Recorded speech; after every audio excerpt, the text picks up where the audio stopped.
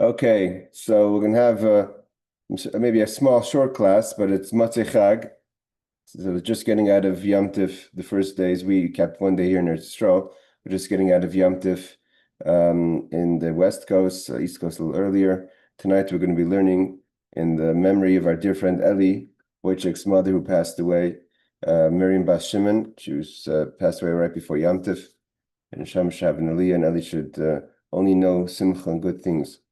So let's bring up the text. Okay.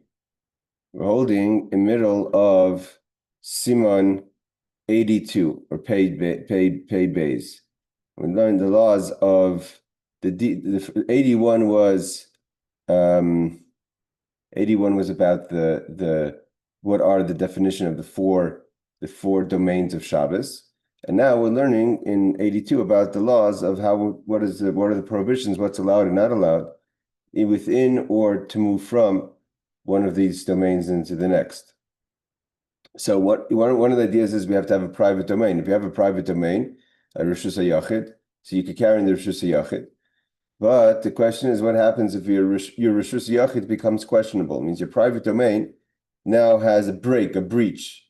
That the breach sort of kind of breaks the privacy of the private domain and allows for the public to enter. It's called a pirza, a break. And then the question is, does your private domain that was maybe set up as a private domain before Shabbos remain a private domain if this happens on Shabbos or before Shabbos after you've already finished, so to say, getting it ready? Okay, so it says like this. Let's wait for Barbara's coming on. Hey, Barbara, good morning. We're just about to start. It says, again, we're talking about the different domains and their laws. So now we're talking about a private domain that has a breach. So it says, if there's a break in the partition of a courtyard. So the courtyard has a partition that is the mechitza that separates it and makes it a private domain. And now it's something that fell down. Now, this law, it's kind of focused on the chatzah, but imagine you have a city like Seattle, New York, other places that had Erev, Yerushalayim, and there's a break in the Erev. It's the same idea. The Erev is creating a private domain, and the part of the Erev falls down. So he says this is the rules. Im nishar min hamechitza b'tzad echad roichav arba tfachim b'goyve asara tfachim. If on one side of the partition there is still a part that is 4 tefachim. Again, each tefach is about a fist of length. So you're talking about 4 tefachim would be, let's say 3 tefachim is we said about 12 inches. So let's say about 15 or 16 inches. So b'tzad echad roichav arba tefachim, 4 tefachim. Wide 4 tefachim. So it's 4 tefachim wide. Goiva asar tefachim, that's 10 tefachim high.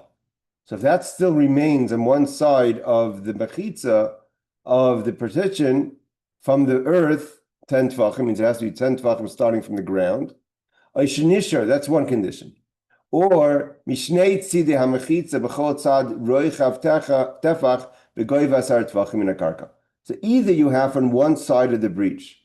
Here we're talking about a wall. So you have a wall, let's say the wall falls. If you have still on one side remaining 4 tefachim, again, so 4 tefachim this is 2 tefachim, and so double that. So it's 4 tefachim wide, 10 tefachim high from the ground. There's a point where I'm saying from the ground. Means say if it's too high from the ground, so then it's not connected to the ground. It's not really a wall. Or if you don't have 4 tefachim on one side, but you do have at least a tefach on either side, also high 10 tefachim. Azai im ein bepirtzi yoysim mi eser amois. If the breach in total is not more than 10 amos, 10 amos is about let's say 16 feet wide. So if it's not 16 feet wide, if the wall wasn't that wide or the breach wasn't that wide, we're talking about the wall because otherwise you have a tefach on each side or 4 tefachim on one side, and the breach is less than 10 amos wide. Again, each amma is about 15 inches. So an amma is like what we would think of as a foot or a yard. versus a tefach being in inches or a certain amount of millimeters. Okay, so so if it wasn't as wide as 10 amas, the breach, there's no requirement for any fixing. It's all good. Basically, you have this still is considered. It's only like an opening. It's not considered like a breach. Because we'll consider this breach, although maybe it wasn't intentional, as a door. So just like a door doesn't take away the idea of a private domain, right? Private domains have entrances. Every city has a gate as an entrance. So we'll say this is another entrance. Now, what happens? What happens if the break is more than 10 amos wide? The opening is, so again, it's more than 16 or so feet wide. Or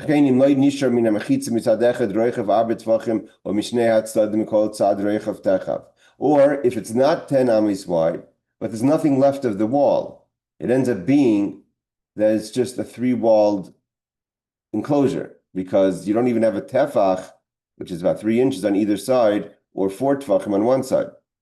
So you can't call that a door. A door has to have a frame. And the minimum of the frame is either a tefach on either side or 4 tefachim on one side. But if it doesn't even have that, so it doesn't make a difference if it's 10 amos, if it's less than 10 amos wide, it's not a door. It's just lacking a wall. It's not the same thing. Again, don't confuse the laws of Shabbos with the laws of Sukkah.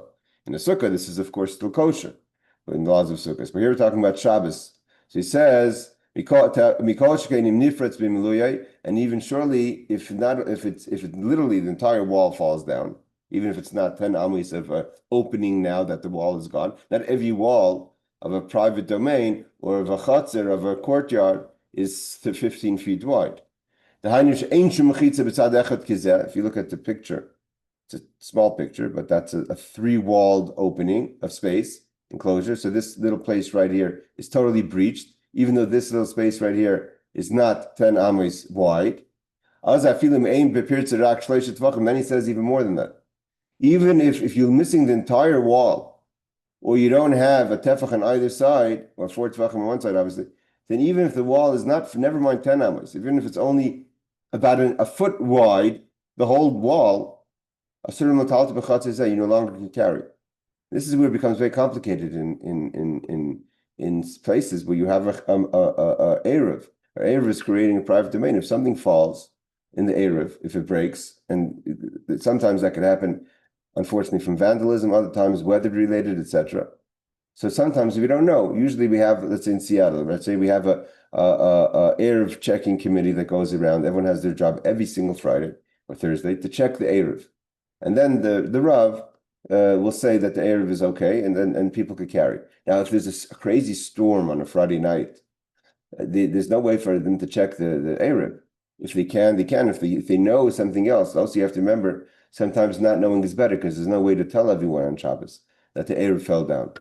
But unless there's a real clear indication that there could be a problem with an Erev, so then people that are careful should not carry, because if in Seattle trees are falling, etc., etc. Again, it's no guarantee that it broke, but it's that is weather related, is when an Erev will fall down. So you can't carry anymore in the courtyard until you fix it. Obviously not on Shabbos.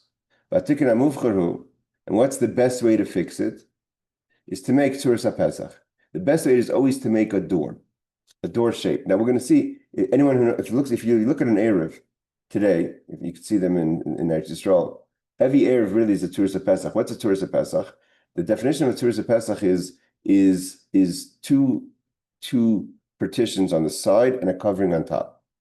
So if you just have, let's say, what he was saying, the minimum was just to have a wall of 10 tefachim high. It didn't say anything that you need to have a covering on the top, a doorpost on top. But the best way is, he says, is to make a doorpost on top. I'll show you. We'll show pictures in a second. Is to make a Tzuras HaPesach.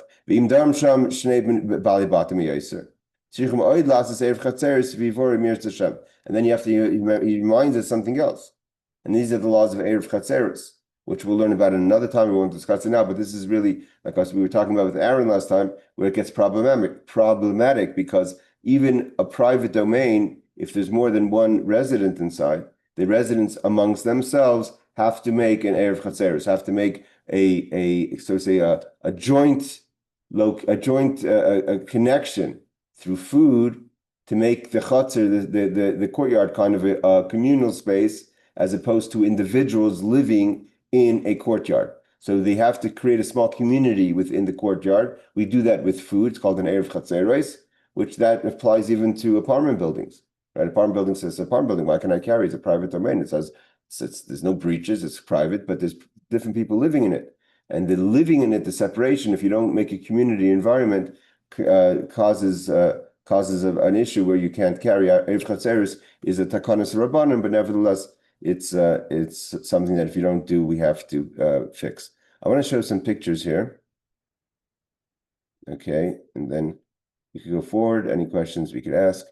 So it says like this: Tzursa Pesach.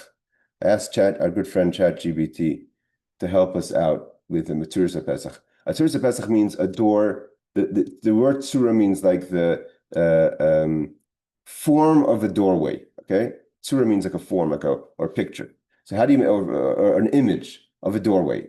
So doorway really typically is, and same thing like with the mezuzah, right? If you have sometimes apartments or in houses where they'll have kind of walls on the right to the left, but no drop on the ceiling to create the doorpost kind of look. And then it's not so simple. Usually you don't need a mezuzah there. Right? You need a mezuzah if there's a door. It has to be a tzuras pesach, a doorpost. So over here, let's say in the city, obviously you can't create a whole bunch of doorposts if you make an Erev.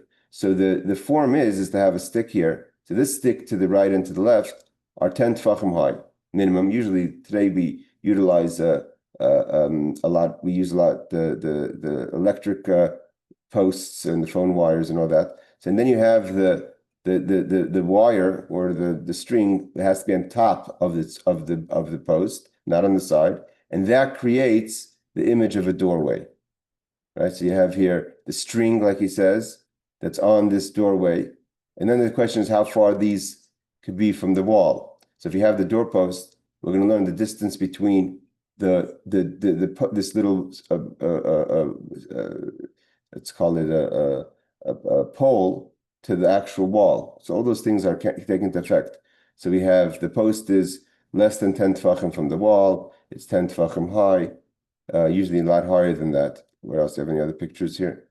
The same idea. The nail has to be on top of the pole. The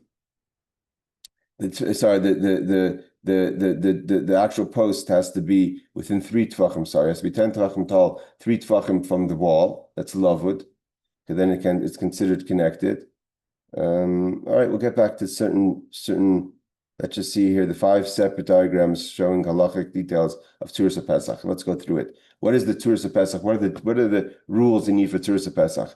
Basic structure is 2 posts, which are 10 tefachim at least tall, with a string or stick. It could be a stick. It doesn't have to be a string on top. So that makes the image the form of a doorpost. Okay. So this is the basic idea. Now, the string placement must be on top of a nail is okay, but on top of the pole. It can't be on the side of the pole, because then it's not really Tzursa Pesach. Number 1. Number 2 is a gap from the walls. The posts must be 3 tefachim from a wall. It means if the tefachim are just extending the wall, means when we're talking about the wall, we're talking about, let's say we're closing up, we have the north, south, west closed up, and the east entrance we're trying to make a Tzursa Pesach. So we don't have any kind of wall in the east wall. So if we take 2 poles and a string to make a Tzursa Pesach, the poles have to be at least within 3 tefachim close to the north-south walls. Ground clearance, post must be 3 tefachim above the ground. So it has to be less than 3 tefachim above the ground. If the post starts, let's say it's just like you have sometimes a lechi, could start 5. It's off the ground. So then it's not a good post. What's the idea of the 3 tefachim? We use this in Sukkah as well. That there's a law called lavud. The Torah says that anything within 3 tefachim of something else is we close up that space. So for instance, if you go to a sukkah today and you want to have a kosher sukkah, so they have, let's say you buy the sukkahs today, you buy the metal poles and you put the material around it. Now a sukkah has to have a mechitza, a kind of separation that doesn't just block, it has to also be a wall, it has to be sturdy. So the problem with the material is if you just put the material around these big metal poles, it's just flapping and flopping in the wind. It's not a sturdy wall. Now it makes a wall as far as that, but it's not a strong wall. It has to be a strong wall that could stand up in a ruach metzuya. It has to be able to withstand the wind. So what do? So we put the strings. If you notice, the kosher sukkahs will have these kind of straps that wrap around the metal pole, and you'll have usually 4 straps. Why? Because you'll have, or the top one will either be a pole or a strap, and then you have another 3 going down towards the ground. Why? Because the straps create a separation 1, 2, 3, 4. And then because there's going to be less than 3 tefachim between each strap, so that place is considered closed. And then you have from 10 tefachim from the ground, 10 tefachim of a sturdy, because the straps are stronger than the material, because it doesn't move with the wind. So then you have the 10 tefachim, and then that's your walls. But because we have to also use good mechitzas, you have to connect the walls to the schach. So therefore, it's better to have the material with those straps.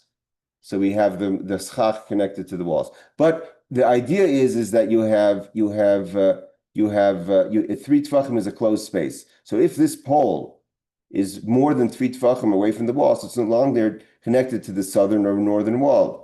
And then there's no doorpost. It has to be a post that's connected to the side walls. So therefore, he says it has to be within 3 tefachim of the wall, and it has to be 3 tefachim from the ground. Because if it's higher than 3 tefachim from the ground, so it's not a wall anymore. There's a breach on the bottom. It says emergency leniencies when necessary may allow posts 3 tefachim from the wall. Then we allow for more than 3 tefachim. We'll see that coming up in the next law.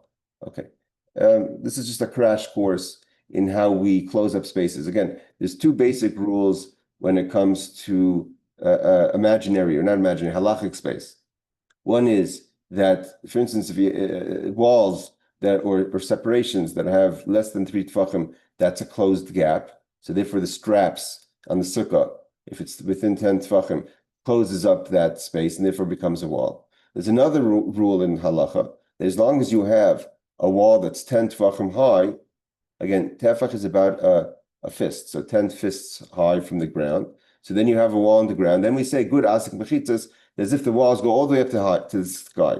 So in theory, if you wanted to have a nice breezy sukkah, and you built, let's say, a 10 tefachim, a 36, whatever, let's say it's called 36 inches, whatever the amount is, 36 inches walls for the sukkah, made out of plywood, proper wood.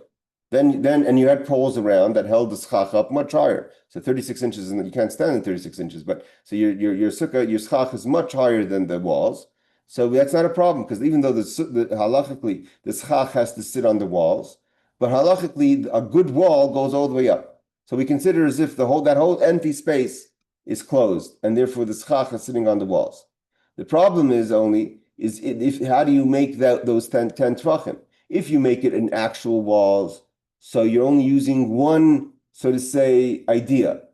But if you just use straps, let's say you buy a frame for a sukkah, and then you just put the straps around it without the material, and you say, well, it says lavud, so I have 10 tefachim, but then I also have to I have to use 2 ideas. First, I have to use the idea of closing the gap between the straps, called lavud, and then I have to use a second idea, which is once I close those gaps, to make as if the walls go all the way up to the schach. And it's better not to use 2 ideas. So therefore, it's better to have, if you only have straps, to have material as well around the poles, even though the material is flapping back and forth. But that helps with the idea of the good asik mechitzas. All right. If it's too complicated, that's okay. It's a complicated concept, but this is the idea of, this is how we have an Erev. Otherwise, in order to have an Erev, you would have to have a wall around the city. We don't know, besides Jerusalem, there's very few cities today in the world that are walled in. Right, so we don't have. That's not. How do we make a private domain with poles and strings?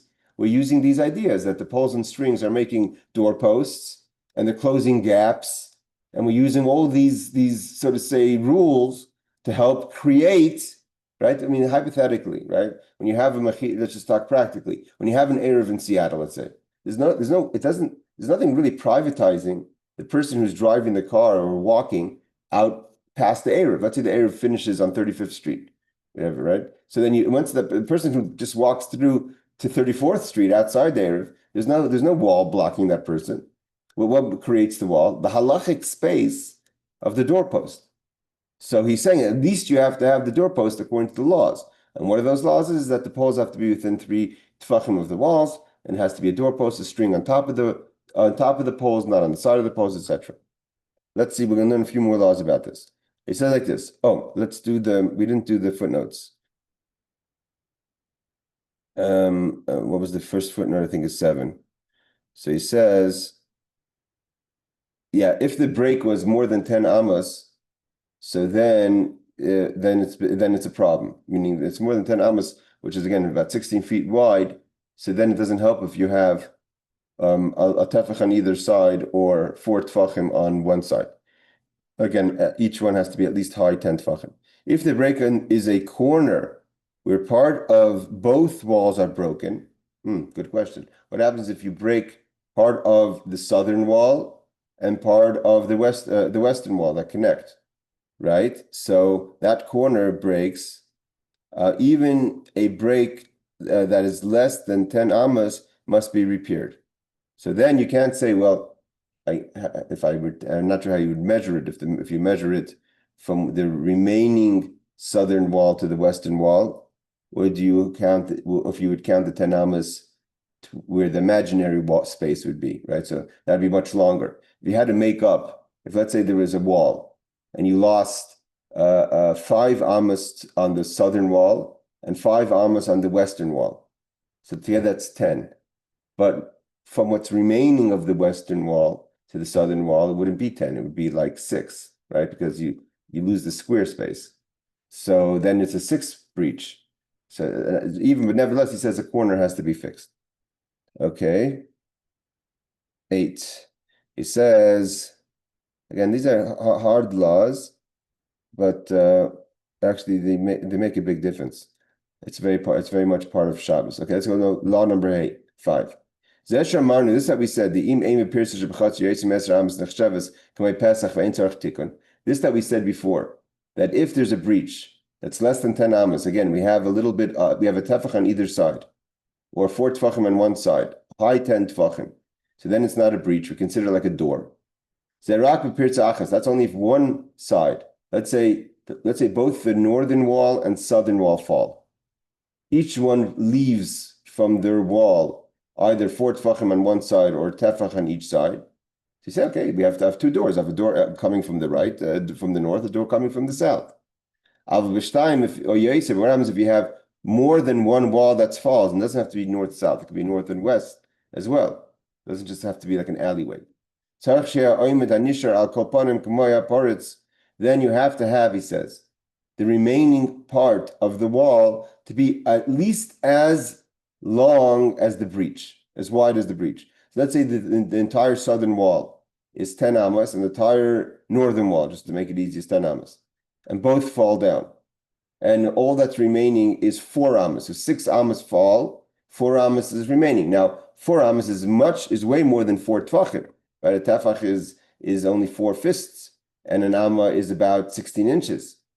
So you say, okay, fine, this is we're good. You have 4 amas. Let's say 4 amas. Let's say even 4 tefachim is an amma, but you would have still 4 times that. You're not good because the breach is 6 amas.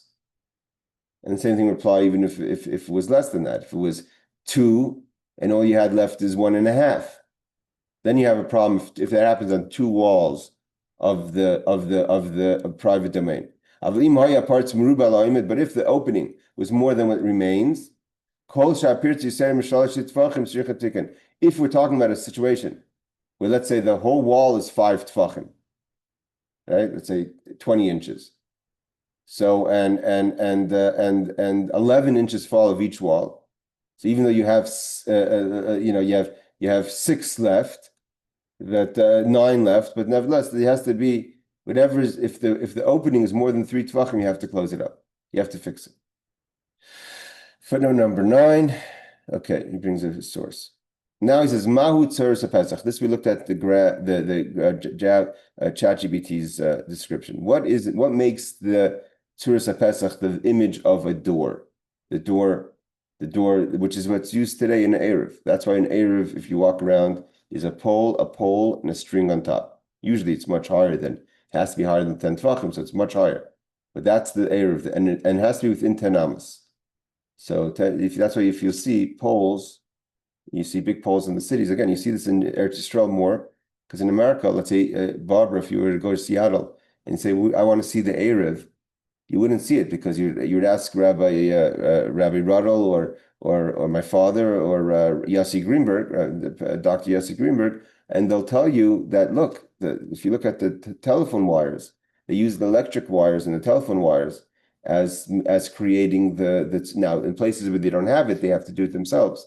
And then there will be something and they have to always check. There's a lechi, they have, it's hard to see the Erev, but if you were ever to take a trip with the Erev checkers on a Thursday, they would show you where the Erev is. But what is the Tzuras Pesach that we're talking about? What is this image that we're talking about? So it says, Noitz kani mikan v'kani mikan. You have to have a pole from each side. A post, he says.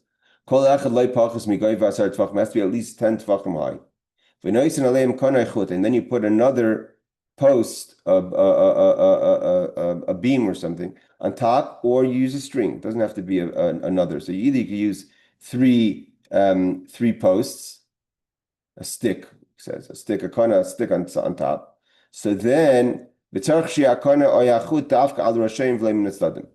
one of the important things is that the stick or the rope, the string, has to be on top of the poles, not on the side. You can't nail it in on the side.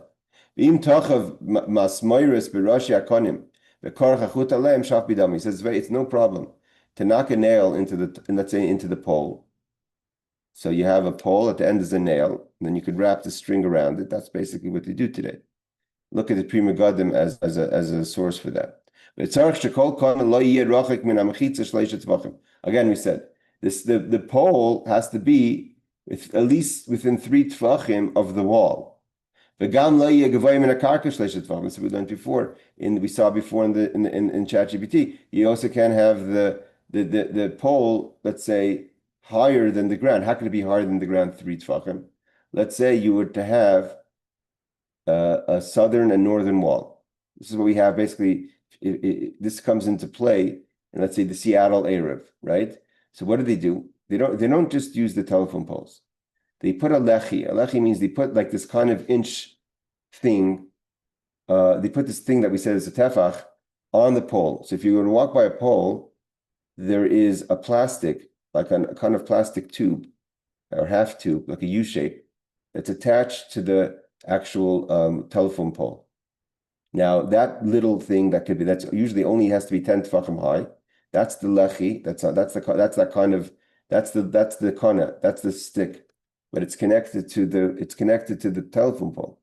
The idea is that stick can't be 3 tvachim above the ground, because if it's connected to the telephone pole, you could connect it high up, right? But if it's too high up, then it's not connected to the ground. It's not considered a pole that's sitting on the ground. So he says one thing is it can't be 3 tvachim away from the wall, and it can't be 3 tvachim above the ground. So the same thing would be if you actually, let's say, had a 3-walled house, and you want to close up the wall and make it a private domain. So you put a pole on the north and south side, and you connect it to the actual wall, and then you put a string on top. If that pole is, let's say, nailed into the southern and northern walls, and nailed in above 3 tvachim, it's not considered a pole that's kosher.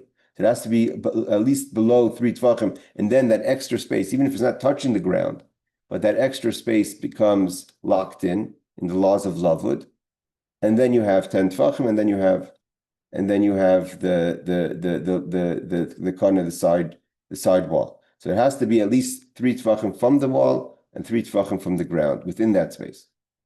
And he says, but let's say it's in a difficult situation. If in a situation where, and he bases it on the tshuva of Reb Kiva Eger, if you can, again, I don't understand, I don't know, I'm not an expert at all in the laws of Erev, because the obvious question is that no Erev is 3 Tvachim from the wall. Why? Because there is no wall. If I have poles all the way around Seattle, so each pole is connected to another pole further down by a string, but there's no wall. So he just said one of the conditions is that the pole has to be within 3 Tvachim of the wall. But in a city that has just poles around the whole city, there's no walls. I'm not sure if that's how they work. That could be that what they're using is this Rabbi Akiva Eger that says that if you can't have the pole next to the wall, so that's okay. And it could be that's the basis of why. But I know that there's people that are very careful with Erev, and they're still carrying, and in Jerusalem, even Jerusalem, never mind Seattle, there is no Erev in Jerusalem outside the old city that has 3 Tvachim next to the wall. So again, I'm an expert in Erev, and when we learn the laws of Erev, and if we ever do that, we could understand better. But let's see what he says over here in the footnotes. He says, number 10, one post may be higher than the other. Okay, that doesn't mean that the posts have to be equal height. That's not a problem, says the Magen Avram and the Mishnah Brura. Number 11 is, it is not necessary, again, just before we continue, it's again, this is the posts. This red pole here is a post, and here you have, let's say, a kana, you have, let's say, something on top. That top thing could be a string, or it can be a stick that sits on these poles. And this is your classic Erev. Again, so here he's saying it has to be 3 Tvachim from the wall, it has to be higher than 3 Tvachim from the ground. Okay, so these are all the ideas that we have, but the question is, how does it work in today's Erevs? The Erevs today don't have the wall, so it could be there's Saimach and the Rabbi Akiva Eger. Okay, 11 says, it's not necessary for the post to reach the string on top, but the string must be precise over the pole. That's another thing. When you see, again, I've helped with the Erev checking in Seattle with Dr. Greenberg, so he showed me. Basically, that's one of the things. So let's say using the telephone wire as an example, and you have those U-shaped plastic poles that are considered the posts. Okay, but the wire itself is all the way 30 feet higher, 10 feet higher. So how do you connect it to the post? So he says it doesn't have to be sitting on the post, but it has to be directly under the post. But sometimes the wires kind of cross diagonally. That's where the Erev gets more complicated. But if you have a straight telephone wire, hey Danny, good mode. If you have a straight telephone wire going across the posts, so it's easier. But when you have the crossovers, a lot of times all the streets you have to check. We start going diagonal, and the wires start mixing around because they're trying to get the wires from the streets, and as the streets continue. So that's where it gets complicated, because he says the problem is it's not necessary for the post to reach the string on top. It doesn't have to be touching it. But the string must be precisely over the pole. And if it's not precisely over the pole, then there's no connection between it doesn't make the door shape. Can't have a door shape that has the pole here and the top somewhere else. If the string is not exactly over the pole, it's invalid. And this is one of the hard things with an Erev. Okay, number 12 is, he just gives a source. Number 13, he gives a source. And number 14 is about that has to be close to the ground. Again, this is, if you look at those U-shaped plastic poles that are put on the telephone wires, so one of the things is those break because things that are closer to the ground, a person driving a bike or kids, that's where a lot of times there's breaks on those poles. It says this requirement applies even to a wall that's not just a post, but a wall that's not 10 Tvachim, is more than 3 Tvachim from the ground, is not a wall. If there's an opening of 3 Tvachim from the bottom of the wall, however it's standing it's not the question. Basically, what would be is if it's a very long wall, so it's more than 10 Tvachim, so the breach is more than 10 amas. Okay, number 15 is you could be lenient. He says this includes, among others, the Ritva, the Chai Adam, and the other people that say that about having the pole within 3 Tvachim of the wall. Let's say the east, you're trying to create a western wall. So the western wall connects to the southern and northern side. So it has to be within 3 Tvachim of the southern northern side, the poles that create the Suras Pesach. So we're going to finish off here and open up to questions. I think we'll start Siv Zayin next week, have a little shorter class. In a classic situation, these little dots over here, let's say are the northern southern walls. Let's say you have a house. Forget the city. Forget an area. Just your own house or your own yard, your own chutzner. So this is the southern and the northern walls. There's a breach here where there was never a closing. There was never a western wall here, right? So then you have, the question is so you want to make an erev. You want to make, make an erev and close up that space. So you put these two poles. So number one is these two poles have to have either a stick or a string on top. Now, if these 10 poles have to be 10 tefachim high. So let's say you have 10 tefachim high poles, and you have a stick not here sitting on it, but all the way on top over here. As long as it's the stick is exactly over the tops of the poles, that's fine. Okay, that's how we use the telephone wires. Now, another condition is that this pole can't be further away from this wall than the 3 tefachim. So these walls are fine, but you're trying to create a wall over here. So this doorpost has to be that this wall is within 3 tefachim, like he says, 3 tefachim from the 3 tefachim from the north-southern walls.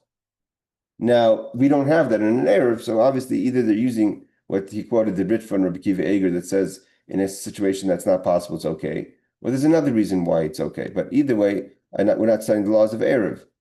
But here he shows this is all in one. That the post has to be 10 tefachim tall. There can't be a gap of 3 tefachim from the walls to the pole. What else does he say over here? There can't be again. The post cannot be above the ground 3 tefachim, and there has to be a string or a stick on top. So this is your perfect picture diagram of exactly what we're talking about. All right, I think we're going to stop here as far as the text goes. If anyone has any questions, we did learn complicated laws, and I guess we'll finish this siman next week.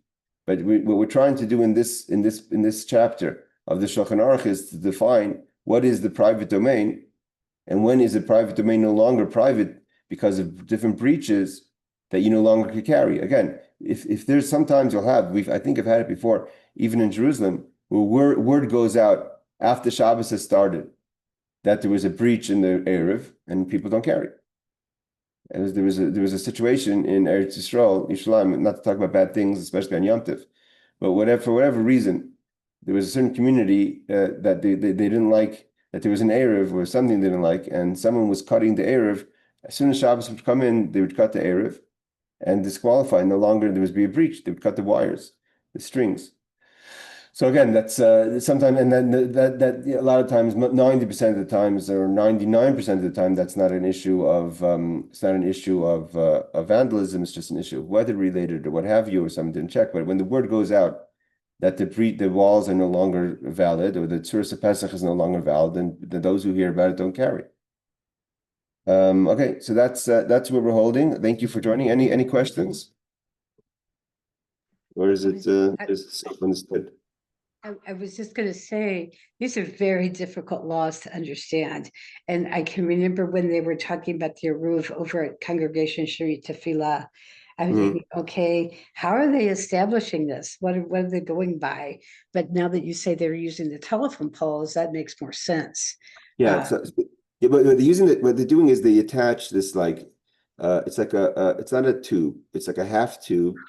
It gets attached to the post, so that creates the post on the post, and then because you want to have there's like a set, that post has to be on the post, and that there's no string going along those posts, but that little U-shaped half tube has to be aligned exactly under the wire itself.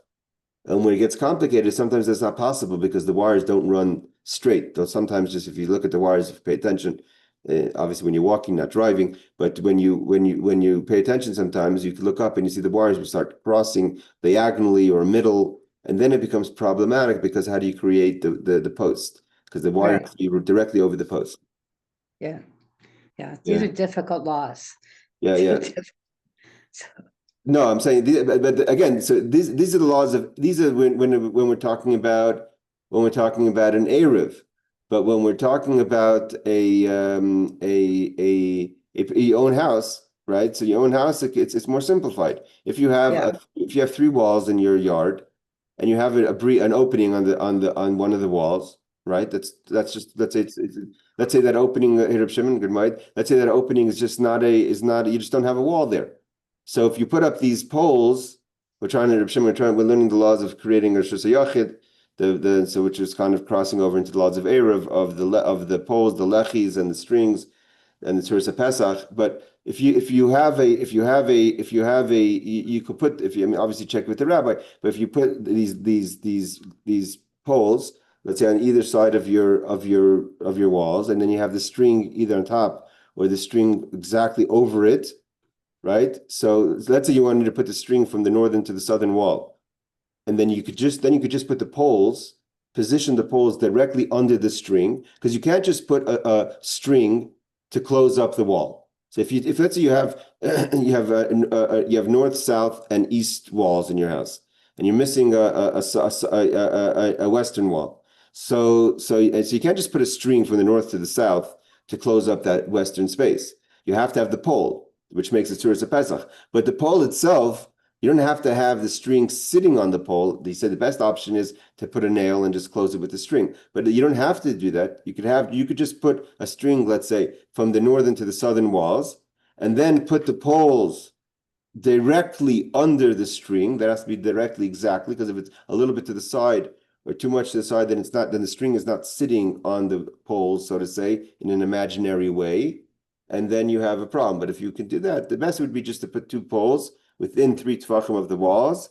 Make sure they're not 10 amas wide. Let's say it's not such a wide opening. And then you tie the string on top. And then, but sometimes there's a problem. If people walk through, or if you walk through, you don't want to bend that down to get out. 10 tefachim is very short. So there's different ways to deal with it. Yeah, but you're right. Okay. These are not easy laws. That's why we have the teams that go out and check, and it's not always easy to close up spaces. I know that in Seattle, for instance, I don't know now, but once upon a time, the University Village, was very hard to put into the Erev on 25th Street, by that street coming from the back of the University Village, if you're familiar. And there's a hotel there that people like to stay in if they're visiting for Shabbos. And for a long period of time, people that stayed in the hotel weren't able to carry if they wanted to walk the shul. It's not such a long walk. It's maybe 20-minute walk. You couldn't walk. You couldn't carry. You could walk. You couldn't carry because that street, 25th, was not in the Erev. And the reason it was not in the Erev, not because they were lazy, but it was very hard to close that space up. Okay. All right, everyone. Short class. Thank you for joining. Again, Rebecca, where you live in Manhattan, it's much more complicated because I don't know how it works over there, but I know I think you have an Erev in Manhattan, right? Yeah, we do. My understanding is that there's one that goes around the majority of Manhattan, and then there's another one that covers just the west side, just the Upper West Side. Yeah, so again, I'm not sure all the details of how that works, or again, Aaron was saying the complications of what's going on in Brooklyn. But either way, there's Bezdins, there's the Batei Dinim, there's the houses of the Rabbanut that deals with these issues, and they're strict and they make sure. So as long as you make sure that the Erev you're following by is kosher, according to halacha, then usually they have their people that check to make sure Yeah, it's not your responsibility. We have this phone number that you can call every week, and it tells you if the Erev is up. Ah, very good. That's very good. Yeah. So we have, I think in Seattle, what they do is they have a flag system. If I remember correctly, they have like a little flag that hangs on the side of the wall outside, that if the flag is either hanging or the color of the flag, I forget the details, but one way or another, there's some flag that indicates if the Erev is up and kosher, for those who didn't check the emails or the WhatsApps. All right, everyone, ladies and gentlemen, Moedim L'Simcha, thank you for joining. Tomorrow night we'll have a class on the Sicha, and I believe we could still do a class on the Likutei Torah, and that will be the last class within Sukkos, and then we have Simchas Torah and Shmini Atzeret. So wishing you everyone a happy Yom Tov, enjoy your Chol Hamoed, be safe, and see you, whoever joins tomorrow, we'll see you guys. Thank you. Laila Tov. Thank you. Thank you, Good Rabbi. Moed. Moed.